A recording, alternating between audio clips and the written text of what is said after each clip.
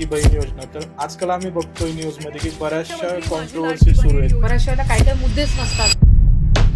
तुमचा लाडका मुख्यमंत्री कोण? उद्धव ठाकरे साहेब, एकनाथ शिंदे साहेब, देवेंद्र फडणवीस साहेब. तुम्ही शाळेमध्ये ज्यावेळेस जायचा तर तुमचे वडील त्यावेळेस मंत्री होते. म्हणजे असंही काही फरक नाही पडला की वडील आमदार झाल्यानंतर शाळेत कमी मार्क खातोय. कधी विचार आला होता की मी पुढे जाऊन कधी मंत्री होऊ शकते? नाही, नाव हे जे सगळं असतं हे फक्त त्याच्यातलं एक मटेरियलिस्टिक भाग असतो. नो मॅटर तुम्ही किती हाईट वरती गेला तुमच्या करिअर मध्ये, आजचे पास पण पुढचे पास मी अजून काय डेव्हलपमेंट करू शकतो? जर ते आपल्याला मिळाले तर if we give your time machine, तर तुम्हाला पास्ट मध्ये जाऊन एखादी गोष्ट सुधारायला आवडेल का भविष्य काळात जाऊन एखादी गोष्ट बदलावी? फास्ट मुलींना फ्री एज्युकेशन, 30-40 किलोमीटर्सला शौचालय. तर ही इनिशिएटिव्ह आला कुठून? तुम्हाला काहीतरी स्वतःचं विजन असावं लागतं. तुमच्यावरती क्वेश्चन करतात की मंत्री बरोबर नाहीये. पॉलिटिकल फॅमिली लेगेसी आहे तर तुम्ही आले.